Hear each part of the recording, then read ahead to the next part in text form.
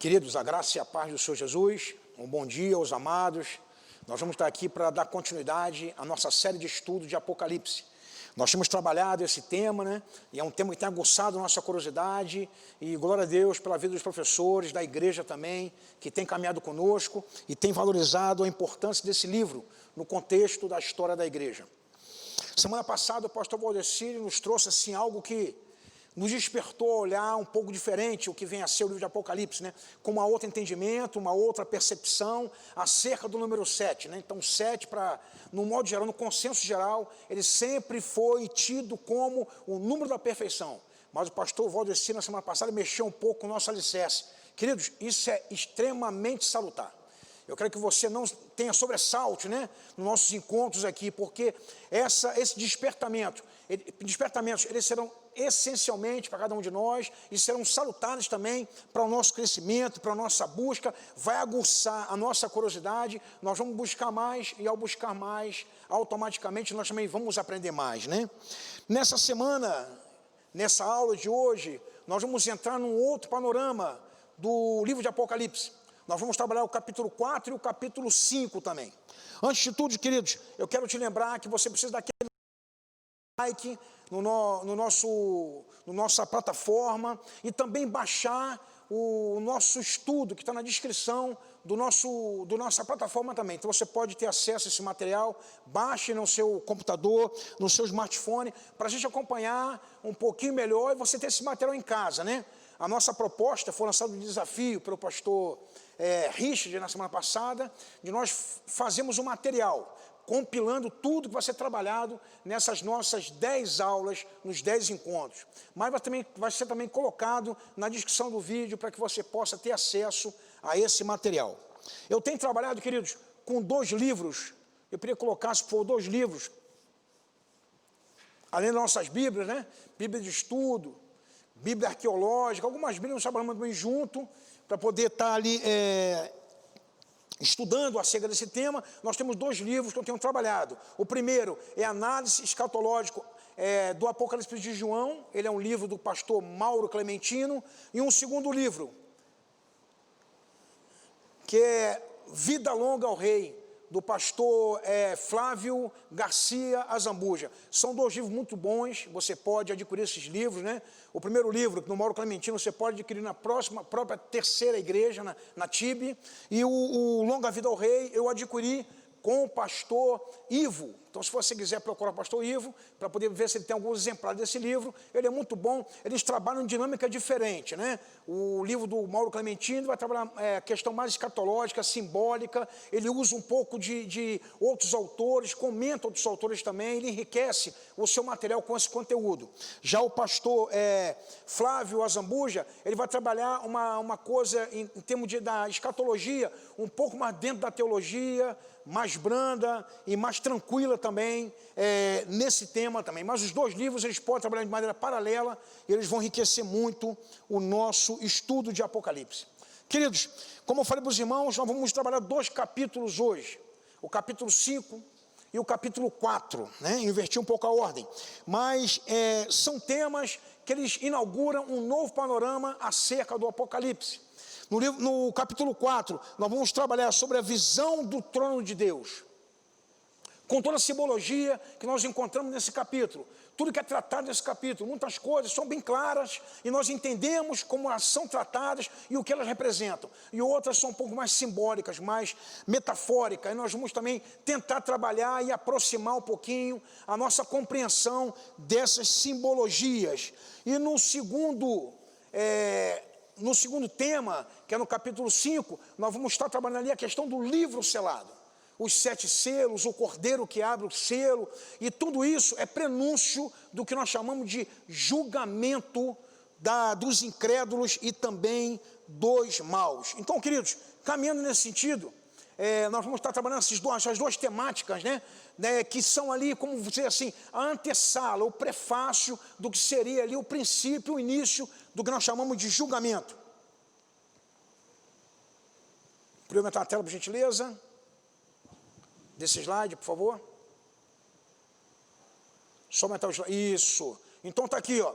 Capítulo 4, basicamente, ele vai trabalhar o juízo de Deus contra os incrédulos, e João vai vivenciar uma visão nova na sua experiência. Então, queridos, até então, nós vimos ali o primeiro capítulo do livro de Apocalipse, onde ele trabalha ali o inicial, a apresentação do próprio ali autor do livro, né? E a percepção dele. E num segundo momento ele trabalha acerca das igrejas, e aqui nós estamos inaugurando um novo tempo, um novo panorama acerca do livro de Apocalipse, dando uma visão do início do julgamento. Então o julgamento, o período de julgamento que é abordado nesse livro, ele vai do capítulo 4 até o capítulo 17. Então todos esses capítulos já vão trabalhar essa questão do julgamento, né? Entrando nesse passo, nessa questão do julgamento. E a nossa proposta, queridos, é trazermos a nossa mente, a nossa caminhada mais próximo possível daquilo que a palavra vai falar para cada um de nós. Eu convido a você, então, depois dessa introdução, desse preâmbulo aqui, eu convido a você a abrir a sua Bíblia. E vamos ler aqui esse capítulo 4 do livro de Apocalipse. Dessa maneira nós vamos dar aqui aquele pontapé inicial na nossa aula de hoje, a nossa caminhada sobre esse tema. Então, no capítulo 4 do livro de Apocalipse, todo o capítulo, nós vamos trabalhar ali em 2 blocos, capítulo 4 e depois capítulo 5. Então, o capítulo 4 nos fala assim: depois destas coisas, olhei e eis, não somente uma porta no céu, como também a primeira voz que ouvi, como da trombeta, ao falar comigo, dizendo: sobe para aqui e te mostrarei o que deve acontecer depois destas coisas. Imediatamente eu me achei em espírito, e eis armado no céu um trono, e no trono alguém sentado. E esse que se acha sentado é semelhante no aspecto da pedra de jaspes, de sardônio, e ao redor do trono há um arco-íris, semelhante no aspecto da esmeralda. Ao redor do trono há também 24 tronos, e assentados nele 24 anciões vestidos de branco, em cujas cabeças estão coroas de ouro. No trono saem relâmpagos, vozes, trovões, e diante do trono ardem 7 tochas de fogo, que são 7 Espíritos de Deus. Há diante do trono como um mar de vidro, semelhante ao cristal. Também no meio do trono e à volta do trono, 4 seres viventes, cheios de olhos por diante e por detrás. O primeiro ser vivente é semelhante ao leão, o segundo semelhante ao novilho, o terceiro tem o rosto como de homem, e o quarto ser vivente é semelhante à águia quando está voando. E os 4 seres viventes, tendo cada um deles, respectivamente, 6 asas, estão cheios de olhos, e ao redor e por dentro não tem descanso, nem de dia nem de noite, proclamando: Santo, Santo, Santo, é o Senhor Deus, o Todo-Poderoso, aquele que era e que há de vir. Quando esses seres viventes derem glória, honra e ações de graça aos que encontram sentado no trono e os que vivem pelo século dos séculos, os 24 anciãos prostram-se diante daquele que se encontra assentado no trono, adorando o que vive pelos séculos dos séculos, e depositaram as suas coroas diante do trono, proclamando: Tu és digno, Senhor e Deus nosso, e recebe a glória, a honra e o poder, porque todas as coisas tu criaste, assim por causa da tua vontade vieram a existir e foram criadas. Queridos, nós vemos aqui, como falei para os irmãos anteriormente, nós vemos aqui a inauguração de novo tempo, um novo panorama nesse livro de Apocalipse. João, ele é quase que arrebatado para esse novo ambiente, um novo momento. Anteriormente ele se encontra ali na ilha de Patmos, ele se encontrava na ilha de Patmos ainda, mas ele se encontra recebendo as cartas da igreja. E agora ele tem uma nova visão, uma nova percepção. Nós vamos reparar aqui, queridos, que João, ele procura explicar tudo aquilo a partir da sua percepção. Eu falei com os irmãos aqui na primeira aula que tudo aquilo que João conseguiu ver, ele não consegue explicar de maneira assim tão detalhada, mas ele procura buscar elementos que vão procurar ou tentar explicar aquilo que ele está vendo. E isso ele escreve, para que a igreja tenha acesso, a igreja, como falou muito bem o pastor Valdeci na semana passada, a igreja de todos os tempos. Não podemos ali olhar somente numa percepção, ou pelo menos eu não olho na percepção preterista, aquilo que aconteceu somente para as 7 igrejas da Ásia Menor. Mas eu quero entender que isso, ele é uma visão para que seja colocada para as 7 igrejas. Então João, ele vai trabalhar nessa questão. Então toda a exuberância que ele encontra ali, naquele ambiente, que é tido como uma sala onde se encontra um trono, onde se encontra alguém ali sentado naquele trono ali, tudo ele procura explicar a partir da sua percepção. Queridos, como pegou um exemplo para nós aqui olharmos de uma maneira contemporânea a nossa realidade, o exemplo do pastor Valdeci, ele falou acerca do computador, ele falou acerca do celular e os recursos que esses equipamentos têm hoje. Mas os nossos avós, os nossos pais, por exemplo, pelos meus pais, na sua mocidade ali, na idade de 40 anos, eles jamais poderiam ter a ideia do que seria um computador. E os recursos que essas máquinas poderiam oferecer para cada um de nós, para a civilização nesse tempo. Então, traçando um paralelo, é isso que mais ou menos João ele consegue ver, compreender e escrever na sua percepção de mundo. Por isso que é importante nós lermos o texto olhando para aquilo que representa aquele gênero literário, os sinais, as simbologias, os dados históricos que nós temos naquele texto. Porque, queridos, se nós divorciarmos esses dois momentos, o texto daquilo que ele foi escrito, para quem ele foi escrito e o propósito, divorciarmos, nós vamos fragmentar a informação. E vamos imaginar, nós recebemos uma informação de forma fragmentada. A compreensão vai ficar muito mais difícil, muito mais dificultada para podermos compreender como o autor ele procura escrever. Então João, ele trabalha nessa percepção. E eu queria destacar aqui, por favor, isso. Destacar aqui um texto que se encontra no livro do pastor Mauro Clementino, quando ele fala acerca disso, fala assim, ó, a atenção do profeta é inteiramente dirigida ao Criador, como o Senhor do Universo, exaltando o seu esplendor e a sua santidade. Então, queridos, o que eu imagino assim, eu quero pensar hoje, e levar os irmãos também a pensar comigo, e a viajar um pouco, né? E é importante, quando nós lemos alguma coisa e viajamos, entramos ali na percepção do autor, do escritor, eu quero entender que João, ele entrou naquele ambiente, num algo diferente do que ele tinha visto até então, e ele começa ali a olhar aquilo, e começa ali a se espantar com tudo que ele está vendo. Ele fica ali boquiaberto com tudo que está acontecendo, ele começa a olhar tudo aquilo e se maravilhar de tudo aquilo que ele está vendo. E tudo ali, meus irmãos, representa o esplendor da glória de Deus. Quando nós vamos ver ali o que fala acerca do trono, daquele ambiente, nós cantamos, né? Entrar na sala do trono, muitas vezes, né? E esse ambiente que é rodeado da presença de anjo, de seres celestiais ali, que muitas vezes nós entendemos como um ambiente de fumaça. Essa fumaça representa talvez a glória de Deus. Eu quero aqui estar explorando um pouco isso, mas talvez na nossa ideia ali, representa a glória de Deus, a percepção de Deus, foi aquilo que João, ele pôde ver e visualizar naquela imagem que ele teve acerca do trono, né? Então a visão de João do trono, para aquele momento, era uma visão cristocêntrica. Como é que eu posso ter essa visão, queridos? Quando ali o texto vai me dizer que havia um trono e havia alguém sentado nesse trono.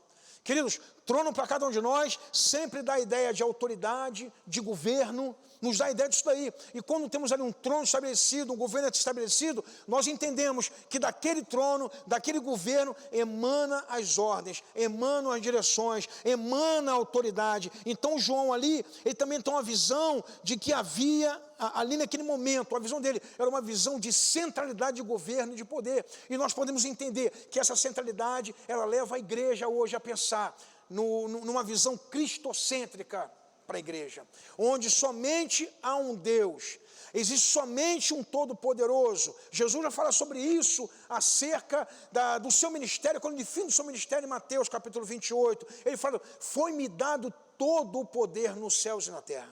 Queridos, isso quer dizer para cada um de nós que a visão de João, ele trazia uma visão cristocêntrica. E o autor aqui do livro que nós apresentamos aqui anteriormente,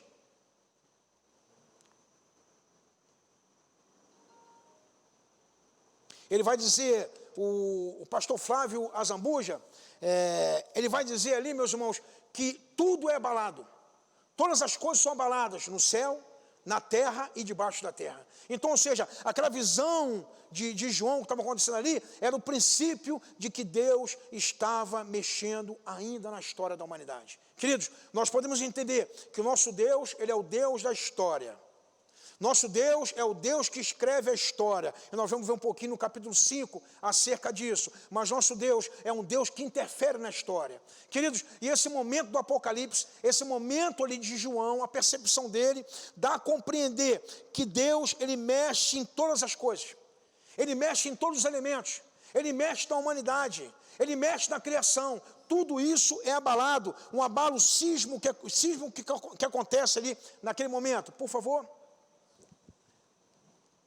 Olha o que fala aqui o autor, Flávio Azambuja, acerca disso, fala assim, ó, tudo no livro de Apocalipse passa por abalo, os céus, os corpos celestes, a terra, a flora, a fauna, animais racionais, irracionais, ricos, pobres, grandes, pequenos, escravos e livres, anjos, demônios, todos passam por abalo sísmico, quer físicos, emocionais ou espirituais. Então, ou seja, queridos, tudo é mexido nesse momento. Deus, ele trabalha em todas essas direções, em todos esses ambientes, em todas essas variantes. Então, Deus vai trabalhar em todas elas. Então, ou seja, o que João lhe vê ali, naquele momento, é esse tipo de percepção, e o que está acontecendo, ele procura trazer para o entendimento da igreja a quem tem endereçado as suas cartas. E no tempo de hoje, a igreja é a igreja contemporânea.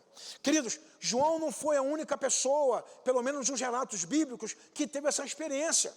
Né? Se nós formos olhar para a palavra de Deus, nós vamos encontrar outros personagens bíblicos, outros nomes, que também tiveram essa experiência de poder ver a glória de Deus, de poder experimentar essa presença de Deus, de poder tentar descrever aquilo que Deus, ele representou naquele momento, naquele encontro, e meus irmãos, um encontro que marcou também a vida desses homens também, e eles tentaram escrever e pontuar isso que eles puderam ver e experimentar. Esses dois homens que eu quero citar hoje, nessa manhã, é Moisés e também o apóstolo Paulo. E nós podemos ver, queridos, que o nosso Deus não muda. Nós podemos ver, meus amados, que a exuberância de Deus, ela é a mesma. Que o nosso Deus tem todo o esplendor. E, meus irmãos, a compreensão do homem, por mais que o homem, ele tenha a ideia de que ele tenha todo o conhecimento, ele não consegue descrever como Deus é na sua essência. O esplendor total de Deus. O que Deus representa na sua presença. Né? Nós temos ali muitas vezes a aparição de Deus, relatado na Bíblia, que nós chamamos de teofania. E mesmo assim, aquela glória, o homem não consegue contemplar a glória de Deus. E no exemplo de Moisés e de Paulo, existem também dois textos bíblicos que eu quero ler com os irmãos, acerca dessa experiência. Então, primeiro, nós encontramos lá em Êxodo, capítulo 19, versículo 18 a 20, que diz assim, e todo o monte Sinai fumegava, porque o Senhor descera sobre ele em fogo, e a sua fumaça subiu como fumaça de uma fornalha, e todo o monte tremia grandemente, e o sonido da buzina ia crescendo cada vez mais. Moisés falava, e Deus lhe respondia em voz alta, e descendo o Senhor sobre o monte Sinai, sobre o cume do monte, chamou o Senhor a Moisés ao cume do monte, e Moisés subiu. Queridos, Moisés teve essa experiência singular na sua vida, no seu ministério, na sua caminhada. Ele teve outros momentos também com Deus. E nós vamos ver, por exemplo, o livro de Êxodo, o livro de Números, alguns diálogos de Moisés com Deus. Mas algo tão marcante como isso, como Deus ali aparece para Moisés, com toda a sua glória, o seu esplendor, e aquilo ali parece que não consegue ali ser descrito pelo autor do livro. Ele consegue, ele, talvez, pontuar alguns detalhes que possam nos levar a compreender como tudo acontece quando Deus, ele se faz presente. A outra experiência, nós encontramos aí do apóstolo Paulo em dois textos. O primeiro é 1 Coríntios, capítulo 2, versículo 9, que diz assim, como está escrito, as coisas que o olho não viu, e o ouvido não ouviu, e não subiram ao coração do homem, são as que Deus preparou para os que o amam. Em outro texto, nós temos ali em 2 Coríntios, capítulo 12, do versículo 2 ao 4, que diz assim: conheço um homem em Cristo, que há 14 anos, se no corpo não sei, se fora do corpo não sei, Deus o sabe, foi arrebatado ao terceiro céu, e eis que o tal homem, se no corpo, se fora do corpo, não sei, Deus o sabe, foi arrebatado ao paraíso, e ouviu palavras inefáveis, que não consegue descrever, não consegue falar, que ao homem não é lícito falar. Queridos, é a percepção que Paulo tem. Se nós colocássemos num paralelo ali, Paulo e João, nós vamos ver que Paulo tem muito mais conhecimento, muito mais vocabulário, muito mais ciência do que João. E mesmo assim, Paulo não consegue descrever tudo aquilo que ele vê no céu. Ele fala no primeiro texto que os olhos não viram, o ouvido não ouviu e não subiu ao coração do homem tudo aquilo que Deus tinha preparado. Queridos, fazendo paralelo nesse texto com aquilo que João está querendo dizer acerca daquele ambiente da sala do trono, nós podemos compreender que o esplendor da glória de Deus não consegue ser retratado pela compreensão ou pela palavra humana. O capítulo 4, especificamente, ele vai nos trazer, meus amados, algumas expressões que elas são claras, né? Quando se fala sobre trono, você vai entender que trono é o local de governo, o local onde está sentado, a autoridade, você vai fazer rapidamente a analogia com o próprio Criador, né? Então são textos claros, são expressões claras que não dificulta a nossa compreensão aonde ela é apresentada. Mas também existe algumas expressões que elas são ali simbólicas, né? Que elas são ali um pouco metafóricas, mas também vai nos permitir conhecer um pouco mais, né? Então essa compreensão que nós temos da palavra de Deus, querido, desse texto especificamente, nós vamos ver ali que Deus, ele trabalha de maneira absoluta, a sua autoridade, ela é absoluta, mesmo naquele ambiente onde ele se encontra ali, podemos ver aqui que ele fala acerca de alguns seres celestiais, mesmo naquele ambiente, né, de talvez uma aparente paz, pelo menos ali, de louvor, de adoração, de celebração, até mesmo aqueles outros momentos que o livro de Apocalipse vai revelar, onde fala sobre catástrofe, onde fala sobre cataclismo, tudo isso, ele está debaixo do controle de Deus. Então, queridos, essas expressões, sejam claras, sejam metafóricas ali, sejam simbólicas, elas não vão tirar ali, de maneira nenhuma, que existe uma falta de controle de Deus. Talvez pensar assim, e agora? A 7ª taça foi derramada, e agora a ira de Deus, parece que não existe controle, e agora chegou a pandemia, e agora, queridos, tenha calma no seu coração, que o seu coração possa ser pacificado com a palavra a todo tempo, que a palavra de Deus, ela possa arrefecer o seu coração, trazer a paz necessária, para que você possa olhar e ver a ação de Deus, mesmo mediante a essa situação de calamidade. Então, meus amados, se nós formos ver os primeiros versículos, né, desse capítulo, nós vamos ver aqui que João fala de, mais uma vez, acerca de uma voz que estava próximo dele ali. Ele fala acerca de uma voz que estava ali falando próximo deles. E que voz é essa?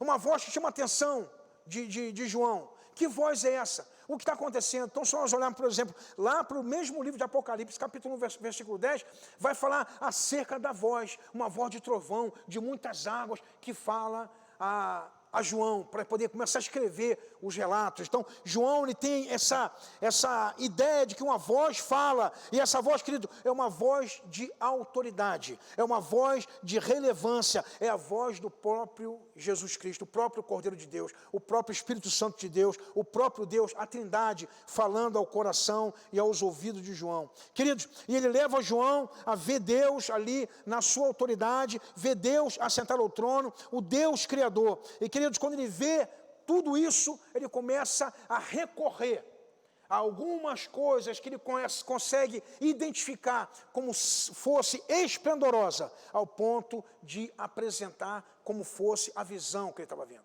E João lança mão de alguns recursos, né? E um deles são pedras preciosas. João faz um paralelo, uma comparação daquilo que ele está vendo como fosse pedras preciosas. E no mundo antigo, queridos, pedras preciosas vai ter alguma representação. As pedras preciosas, elas vão representar muitas coisas no mundo antigo.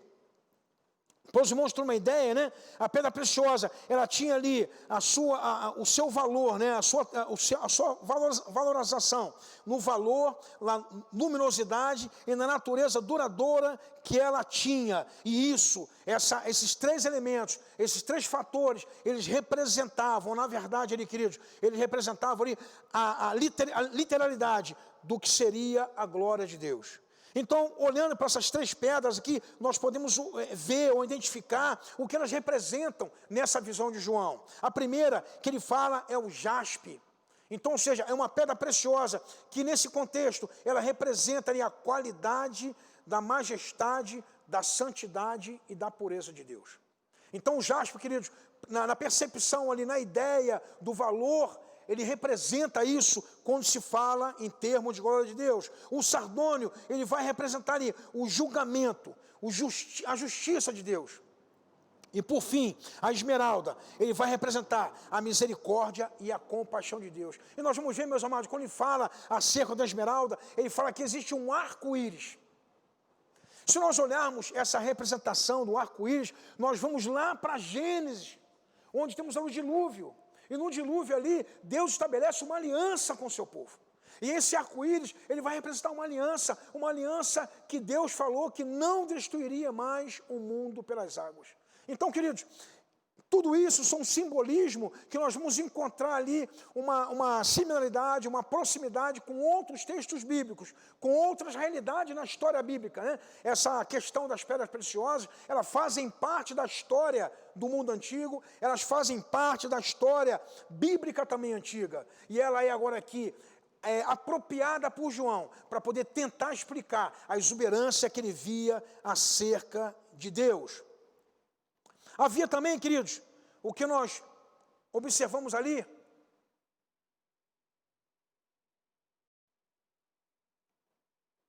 havia também os 24 tronos ocupados por 24 anciãos. Queridos, existem ali várias abordagens acerca desses 24 tronos, 24 anciãos, né? Alguns falam que esses 24 representariam os 12 apóstolos, a igreja e as 12 tribos de Israel também, como fossem o povo de Deus. Então, ou seja, completando-se, né, tanto a igreja como o povo de Deus, há esse entendimento. Existe também uma corrente, né, e eu quero deixar essas duas posições para que os irmãos analisem isso daí, que leiam um pouco mais acerca disso, que tenham a percepção, construam o seu conhecimento, a sua interpretação acerca disso, né. Existe também uma ideia que ele vai representar todos os remidos pelo Senhor.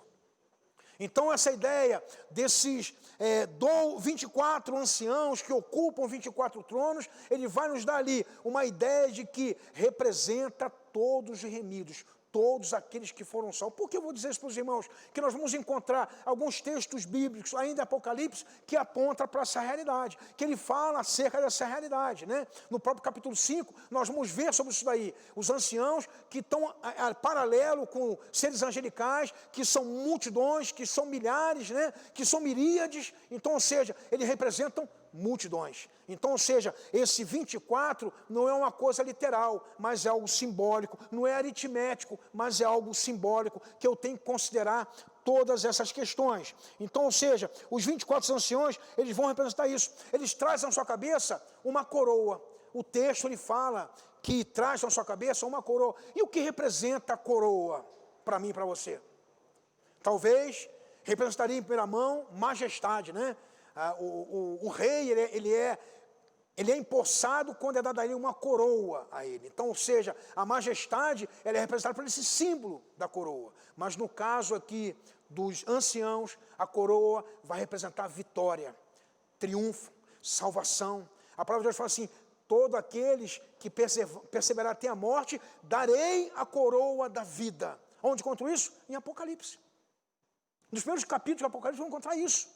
Quando ele fala, as igrejas ali, tem um texto que ele fala que aquele que perseverar até a morte receberá a coroa. O apóstolo Paulo, ele fala assim, a coroa que me está reservada. Você encontra isso aonde? 2 Timóteo capítulo 4, versículo 7, versículo 8. Então Paulo fala que a coroa, ela simboliza a vitória, ela simboliza a chegada no céu, ela simboliza o triunfo, ela simboliza a remissão, a salvação. Então ela vai nos dar esse entendimento que existe uma coroa. E ele fala também, outro texto, também outra expressão, ele fala sobre vestiduras brancas. Aquele que tiveram a sua vestidura lavado no sangue do Cordeiro. Então, queridos, dessas duas posições eu vou entender, ou vou perceber, ou vou caminhar numa visão de que esses 24 anciãos, eles vão representar o povo de Deus que foi salvo. O povo de Deus que foi remido, que foi lavado no sangue do Cordeiro, que tiveram a sua vestidura lavado e que hoje se torna, como diz ali o próprio Isaías, né? Ele fala que se torna mais alvo do que a neve. Então, ou seja, queridos, essa percepção que nós temos quando olhamos para essa simbologia.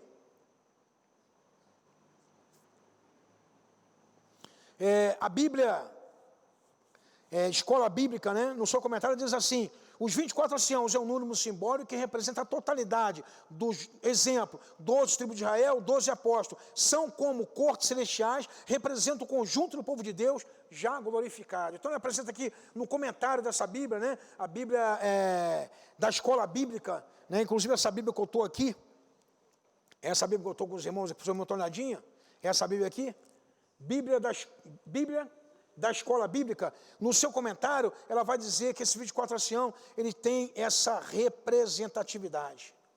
Nós vamos ver também, queridos, alguns fenômenos acontecendo no trono, que sai diretamente do trono, onde ali João, ele olha aquilo acontecendo e começa a tentar retratar o que seria isso. Quando ele fala ali acerca dos fenômenos, acerca dos relâmpagos, das vozes, trovões, das 7 tochas, dos 7 espíritos, dos olhos dos 7 seres dos olhos dos seres viventes também. Então, ou seja, isso daí, ele vai trazer uma compreensão acerca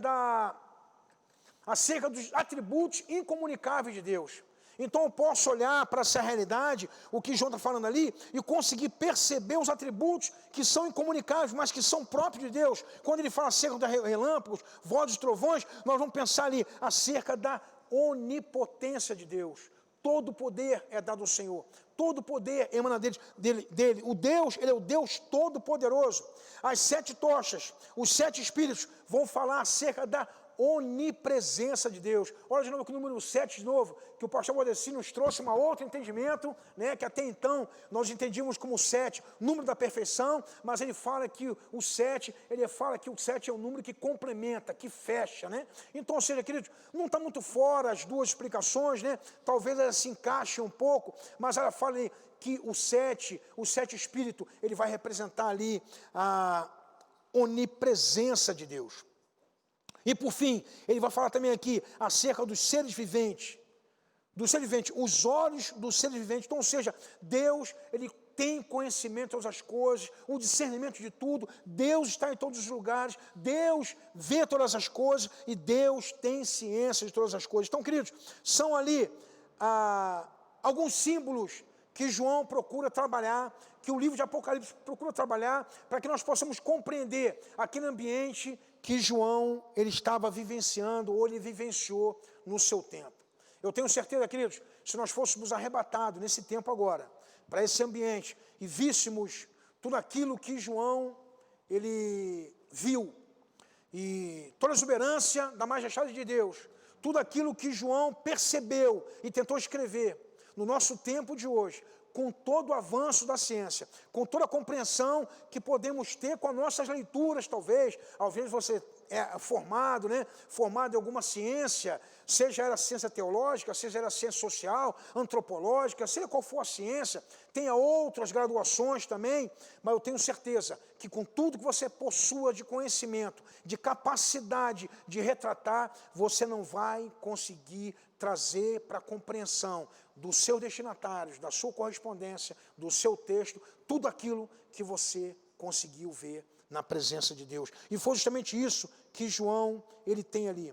Um outro símbolo, queridos, nós vamos ver ali acerca de 4 animais, de 4 seres viventes. E nós vamos ver, meus amados, que eles fazem parte desse contexto. Eles fazem parte desse ambiente celestial. Eles estão ali junto com os anjos, eles estão ali junto, e nós vamos ver mais na frente, eles estão junto com os anjos, eles estão junto com os anciãos, eles adoram, eles se prostram diante de Deus. Então, ou seja, são os seres dentro desse ambiente que fazem parte desse contexto dos seres celestiais. E cada um deles tem uma representação. Se nós olharmos ali, nós vamos ver cada um deles tendo a sua devida representação. Não sei se está nesse slide agora, por favor.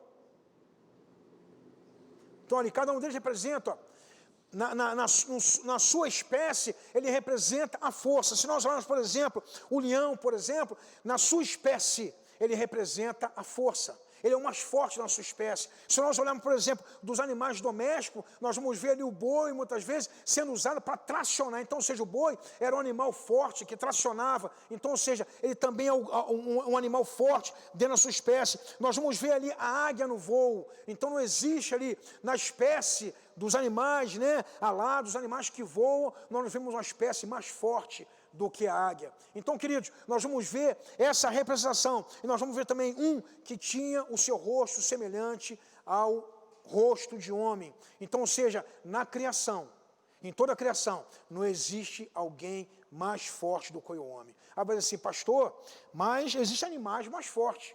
Eu concordo com você. Se você for olhar pela complexão física, se você olhar pela força, você encontra animais mais fortes. Mas Deus fala assim para o homem, quando ele cria todas as coisas, dominai sobre todas as criaturas. Sujeitai toda criatura a você. Então, ou seja, meus irmãos, o homem, ele, na sua inteligência, ele consegue dominar a todas as criaturas.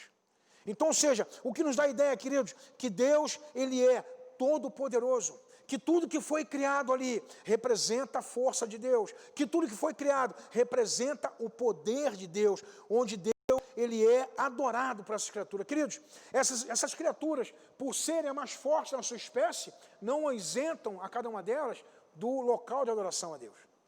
Não isenta daquele momento de louvor e adoração. Isso nós vamos ver no texto aqui, recorrer ao texto, nós vamos ver, eles falando assim no versículo 8, Santo, Santo, Santo é o Senhor Deus, o Todo-Poderoso, aquele que era e que é e que há de vir. Então nós vemos aqui, meus amados, as criaturas simbolizando nas suas espécies, as suas espécies, o mais forte de cada uma delas, elas se prostrando diante de do Todo-Poderoso, aquele que tem todo o poder, que tem toda a autoridade, e eles ali, eles adoram, e diz o texto, meus amados, que eles tinham como fosse 6 asas. Eu posso ali fazer um paralelo com a mesma visão que Isaías teve da glória de Deus, onde ele vê ali um anjo voando com 6 asas, e com 2 cobria o rosto, e com 2 voava, e com 2 cobria os pés. Meus irmãos, ele tem a visão ali, Isaías, e essa visão parece que ela se reproduz agora nesse ambiente de João também. Então, ou seja, há uma conexão, há uma contextualização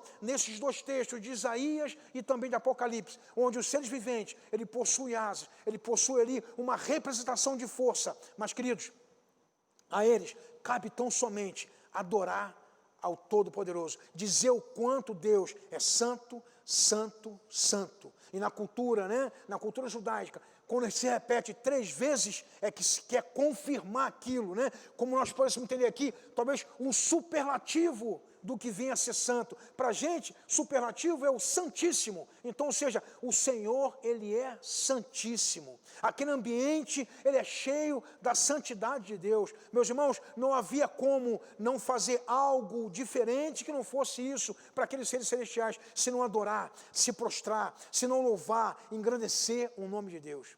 Queridos, eu quero dizer a você algo para o seu coração, confirmar aquilo que você já sabe, que não é surpresa. Um dia nós estaremos lá. Um dia nós estaremos juntamente com todo esse povo celestial. E nós vamos ver as maravilhas que João pôde retratar no livro de Apocalipse. E nós vamos ver muito mais aquilo que João não conseguiu retratar. Meus amados, a Bíblia fala que as ruas da Nova Jerusalém, elas são de ouro.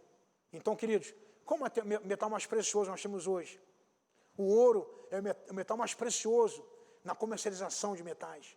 E, queridos, isso vai servir para nós pisarmos em cima. Para nós andarmos sobre essa estrada, sobre essas ruas de ouro. Eu imagino como são as outras coisas. O que Deus preparou para aqueles que o amam, aqueles que vão chegar, que vão entrar nesse ambiente e poderem glorificar o nome do Senhor Jesus.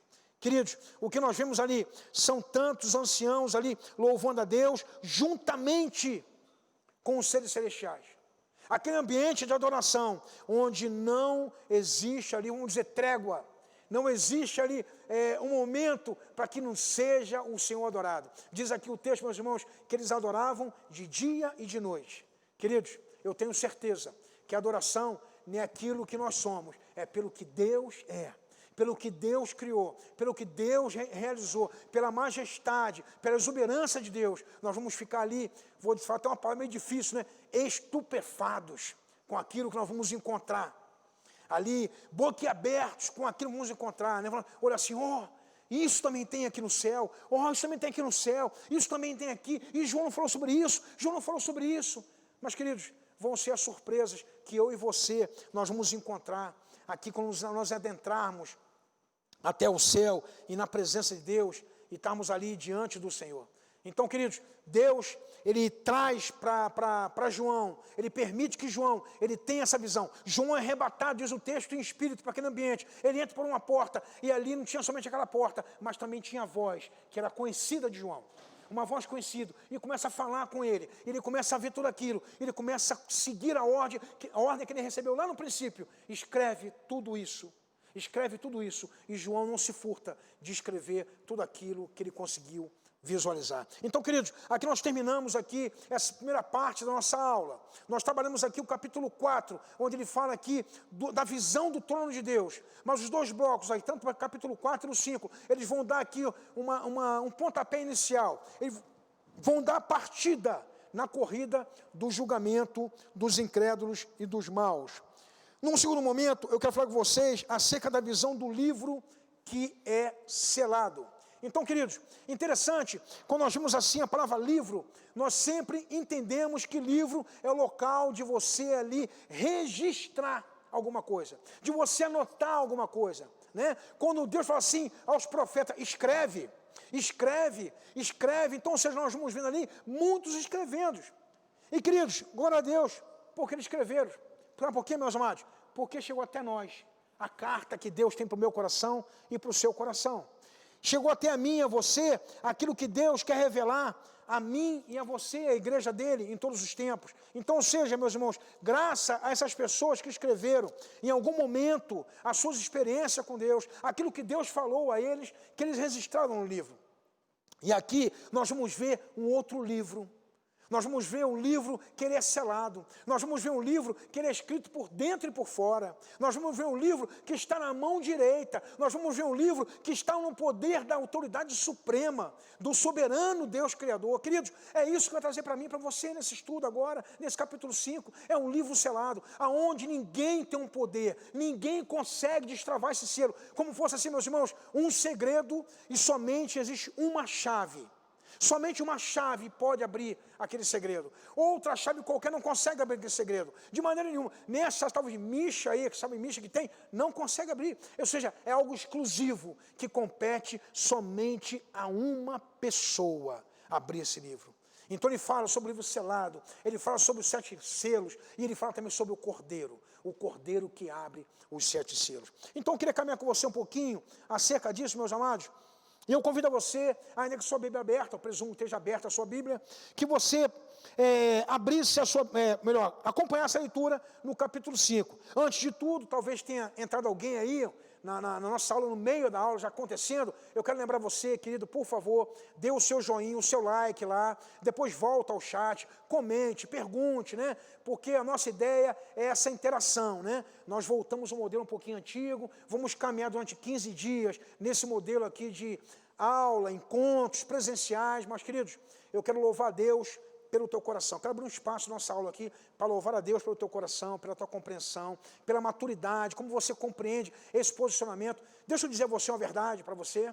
Nós nos reunimos toda quarta-feira ali com os pastores, a equipe pastoral. Queridos, o coração de todo mundo, estava pequeno, coração apertado para poder trazer essa notícia à igreja, mas a igreja entendeu que é momento de nós mostrarmos ali, mais do que tudo, meus irmãos, uma responsabilidade, uma cidadania, compreender que nós estamos ajudando a nossa cidade, abaixar essa curva de contaminação, para que não sufoque ali os ambientes hospitalares. Tudo isso, meus amados, é para que nós possamos ser uma igreja relevante nesse tempo, para que possamos ali amar, mas amar até, vamos dizer assim, se podemos usar essa expressão, né? Amar com o nosso sacrifício, do nosso convívio, da nossa comunhão. Mas, queridos, buscamos esse meio de comunicação, buscamos esse canal que estabelecemos lá em março, mas resgatamos de novo para poder estar aqui caminhando com você, próximo de você nessa manhã.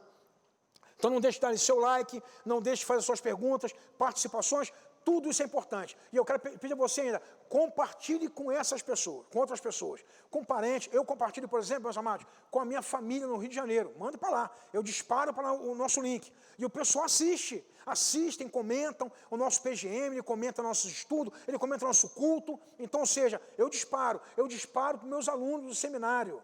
Então o seminário também recebe a nosso like, nossa comunicação, eles acompanham nossa aula, ali eles comentam também, participam. Então, queridos, é o momento de nós compartilharmos. Deixa eu falar mais uma coisinha só.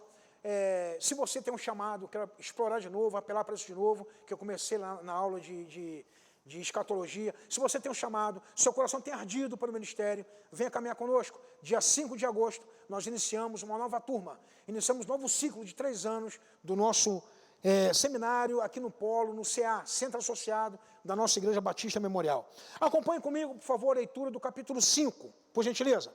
O próprio João falando de novo, né? Vi na mão direita daquele que estava sentado no trono um livro, escrito por dentro e por fora, de todo, selado com 7 selos. Vi também um anjo forte que proclamava em grande voz que é o digno de abrir, quem é digno de abrir o livro e de desatar os selos? Ora, nem no céu, nem sobre a terra, nem debaixo da terra. Ninguém podia abrir o livro, nem mesmo olhar para ele.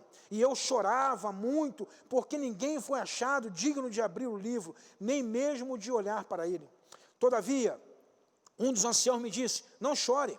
Eis que o leão da tribo de Judá, a raiz de Davi, venceu para abrir o livro e os 7 selos. Então vi, no meio do trono e dos 4 seres viventes, entre os anciãos de pé, um cordeiro, como tendo sido morto. E ele tinha 7 chifres, bem como 7 olhos, que são os 7 Espíritos de Deus, enviados por toda a terra. Veio, pois, e tomou o livro da mão direita daquele que ele estava sentado no trono. Quando tomou o livro, os 4 seres viventes e os 24 anciãos prostraram-se diante do cordeiro, tendo cada um deles uma harpa e taça de ouros cheia de incenso, que são as orações dos santos, e entoavam no cântico, dizendo, digno é de tomar o livro e de abrir-lhe os selos, porque foste morto, e com seu sangue compraste para Deus os que procedem de todas as tribos, línguas, povos e nação, e para o nosso Deus os constitui reino e sacerdotes, e reinarão sobre a terra. E vi uma voz de muitos anjos ao redor do trono, o dos seres viventes e dos anciãos, cujo número era de milhões, milhares de milhares, e proclamavam em grande voz, digno é o cordeiro que foi morto de receber o poder, e a riqueza, e a sabedoria, e a força, e a honra, e a glória, e o louvor. Então ouvi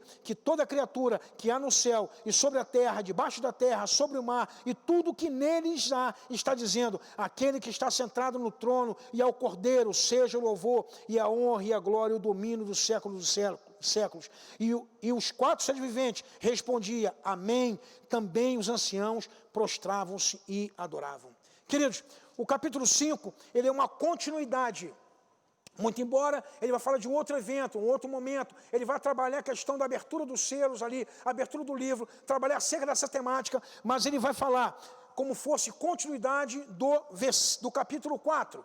Então, ou seja, ele vai ali dar continuidade ali a exposição que João fazia acerca desse ambiente. Nós vamos ver algumas coisas que são faladas no capítulo 4, que também está no capítulo 5. Quais sejam elas? Anjos, 4 seres viventes, os anciãos, a adoração, ambiente celestial, ambiente de louvor. Então, ou seja, o local é o mesmo, onde João se encontrava é o mesmo local. A diferença, parece que ele percebeu algo diferente, algo que ele não tinha percebido anteriormente, que ele não relata no capítulo 4, que é um livro selado. E nesse livro estava escrito por dentro e por fora. Queridos, esse livro, ele é o plano de Deus na intervenção da história. É o ponto onde Deus vai trabalhar a questão do julgamento da humanidade. É o ponto, eu ia falar acerca desse livro que não é dado a ninguém abrir esse livro, como diz o próprio texto que lemos aqui agora, acabamos de ler agora, que não foi achado ninguém no céu, não foi achado ninguém na terra, não foi achado ninguém debaixo da terra, que fosse digno para poder abrir esse livro. Queridos, eu quero olhar assim o que fala o versículo 4, versículo 4, onde fala que João chorou. Talvez nós podemos entender ali a ansiedade do coração de João, como João teve ali o seu coração trabalhado, como João, ele teve o seu coração visitado por essa ansiedade, o desejo de saber as verdades que continham naquele livro. João queria compreender, queria entender. Afinal de contas, fazia parte daquele processo que ele começou, aquelas revelações, aquela experiência que ele está tendo com Deus. Então João queria compreender aquilo que estava ali dentro daquele livro, aquele livro selado que foi encontrado na mão daquele que estava no trono. Interessante que ele fala que é encontrado na mão direita. Ele é encontrado na mão de quem estava no trono. E nos dá ali uma ideia de que o livro estava de posse de quem tinha a autoridade, toda a autoridade. E o choro de João, queridos, ele vai falar sobre isso, sobre tristeza, aflições e angústia. Olha o que fala aqui o pastor Azambuja, no seu livro, né, o Flávio Azambuja, acerca desse tema, do choro de João. Não nos esqueçamos que o apóstolo estava escrevendo para a igreja, para aqueles que participavam com ele das aflições e perseguições decorrentes da fidelidade a Cristo. Então, ou seja, para esse autor do livro, né, o pastor Flávio Azambuja, ele vai entender que João fala a alguém que sofria as mesmas perseguições, as mesmas aflições, os mesmos flagelos por fidelidade a Deus. Mas, queridos, esse choro contido de João, esse choro de ansiedade, esse choro na alma, ele foi interrompido.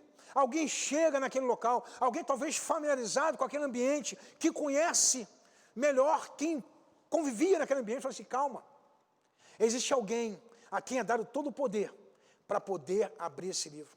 Alguém quem é conferida a autoridade para abrir esse livro. Ele faz a citação do leão da tribo de Judá, da raiz de Davi. Quando nós olhamos essa expressão, leão da tribo de Judá, raiz de Davi, nós vamos rapidamente levar nossa mente a compreender que ele fala acerca de Jesus.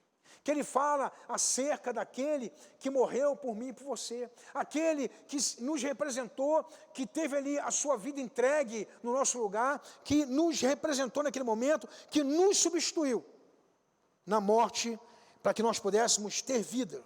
E nós vamos encontrar também uma citação acerca do leão da tribo de Judá e da raiz de Davi, a raiz de Jessé. Nós encontramos lá no livro de Isaías, capítulo 11, versículo 1 e 3, e isso está no seu estudo. Fala assim, porque brotará um rebento do tronco de Jessé, e das suas raízes um renovo frutificará, e repousará sobre ele o Espírito do Senhor, o Espírito de sabedoria e de entendimento, o Espírito de conselho e de fortaleza, o Espírito de conhecimento, de temor do Senhor, e deleitar-se-á no temor do Senhor, e não julgará segundo as vistas dos seus olhos, nem repreenderá segundo os ouvidos dos seus ouvidos. Queridos, ele fala aqui, meus amados, do leão, tribo de Judá, em primeiro plano. Mas, um pouquinho mais adiante, ele vai falar do cordeiro. E o cordeiro, para mim e para você, ele representa sacrifício. Talvez o leão da tribo de Judá, ele representa ali alguém que pega a espada, é um guerreiro e luta pela sua tribo e defende os seus. Mas depois, um pouquinho mais à frente, ele vai falar acerca do cordeiro, o cordeiro que representa sacrifício. E o apóstolo João, ele também vai dizer acerca disso, do cordeiro que representa sacrifício. Interessante, meus amados, que João vai olhar o cordeiro que representa sacrifício, né? Mas ele vai olhar um cordeiro diferente da imagem que ele entendia como um cordeiro. Ele vê um cordeiro com 7 chifres, ele vê um cordeiro com 7 olhos. O que vem a ser isso? O que representa, né, esse cordeiro com 7 chifres? O que representa esse cordeiro com 7 olhos? Então o chifre, meus amados, quando você encontrar, sempre vai representar poder, sempre vai representar autoridade, vai representar isso. E quando você encontrar ali os olhos, os 7 olhos também, você vai entender que é o conhecimento e o discernimento de Deus. Então, queridos, esse cordeiro que ao mesmo tempo representa esse sacrifício, essa entrega voluntária, essa morte no meu e no seu lugar, é o mesmo cordeiro que tem todo o poder, que tem toda a autoridade, e que tem toda a ciência, que tem todo o discernimento, que tem todo o conhecimento.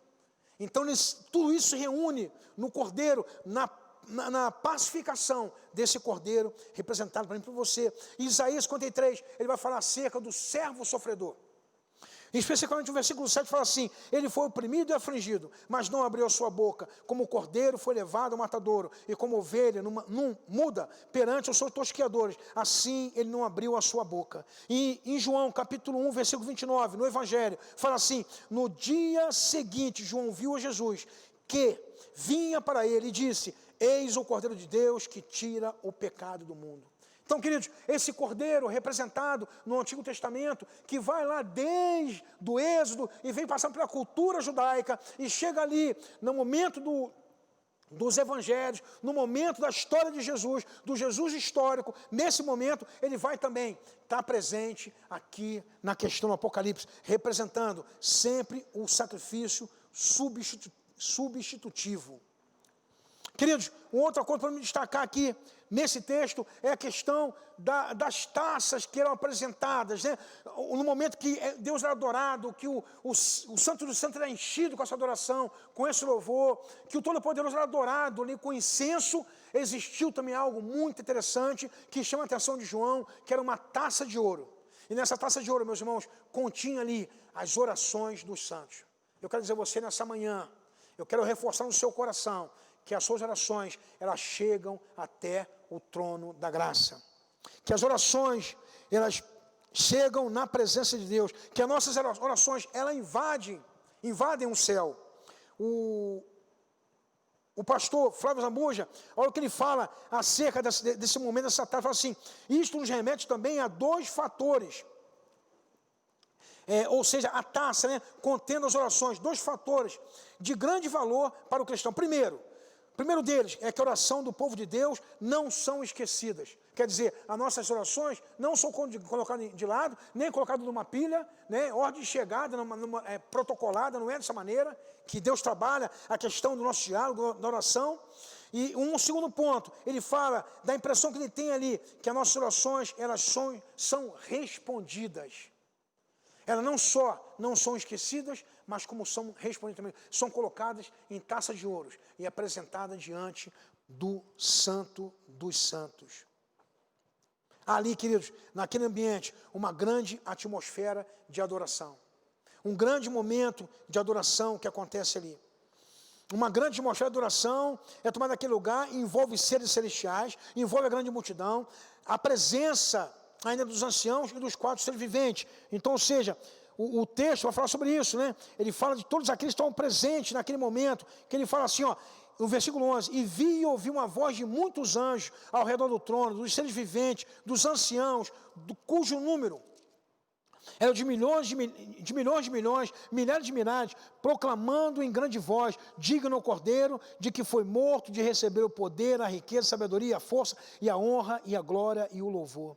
Então, queridos, ele vê todos esses seres envolvidos, representando uma grande multidão, um grande número de pessoas, representando todas as tribos, como fala o próprio texto aqui, ele fala que fomos resgatados aqui, ele diz que no versículo 9, ele fala que eles foram resgatados, que procede de todas as tribos, línguas, povos e nações. E ele é representado por toda essa multidão que estavam ali presente, adorando o nome do Senhor, adorando ao próprio Criador. Olha o que o Mário Clementino, ele fala no seu livro acerca desse momento, fala assim: a adoração do Cordeiro move um círculo cada vez maior, versículo 10, agora são os anjos de forma incontáveis, seus números, miríades, de milhares,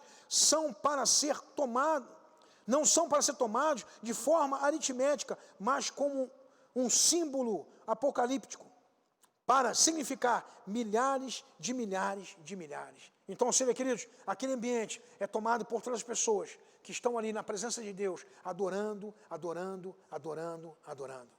São os anjos, são 24 anciãos, são todas as tribos, são pessoas de todas as tribos, de todas as nações, é o povo redimido de Deus que se encontra naquele lugar.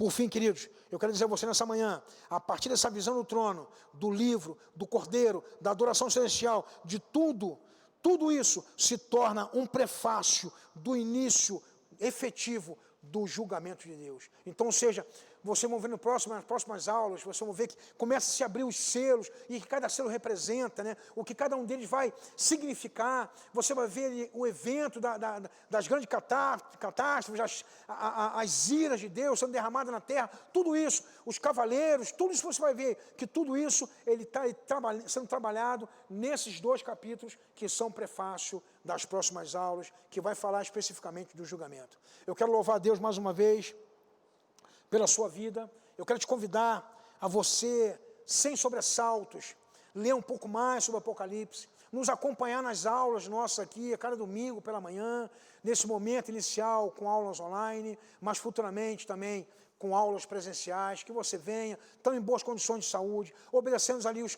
requisitos acerca de frequentar ambiente onde haja ali, vamos dizer, número de pessoas. Eu convido você a estar conosco, a fazer suas perguntas, né? Nós vamos estar sempre postando ali o nosso próximo tema, para que você possa trabalhar. Nós vamos trabalhar o capítulo 6 até o capítulo 8, propriamente dito. Então, se você quiser dar uma lida em casa, começar a trabalhar esse tema para a próxima semana, fazer perguntas, você vai estar nos ajudando e nós vamos estar colaborando com vocês também. Queridos, eu quero louvar a Deus pela tua vida. Muito obrigado, né, pela sua companhia nessa manhã, que o Senhor trabalhe no seu coração. Aquilo que não foi dito por João, aquilo não foi dito por mim, mas que Deus quer revelar ao seu coração, permita isso. Que Deus revele o seu coração e trabalhe na sua vida para a glória e honra do Senhor Jesus. Eu quero orar com você nessa manhã. Paizinho, obrigado. Obrigado por esses momentos, que chamamos de momentos preciosos de crescimento da tua palavra. Que tu possa visitar cada servo do Senhor, cada vida que se encontra em casa, mas conectado conosco aqui. Obrigado, Pai. Obrigado pela preciosidade, obrigado pela tua presença, obrigado por tudo que o Senhor fez na história, Pai amado, obrigado pelo que o Senhor está fazendo na história e o que o Senhor fará também. Nós te louvamos, ó Pai, nós te louvamos porque a Ti toda honra, todo louvor, toda glória, toda majestade seja dada ao Senhor, em nome de Jesus. Amém e amém, e graças a Deus. Deus te abençoe, queridos. Fiquem na paz do Senhor.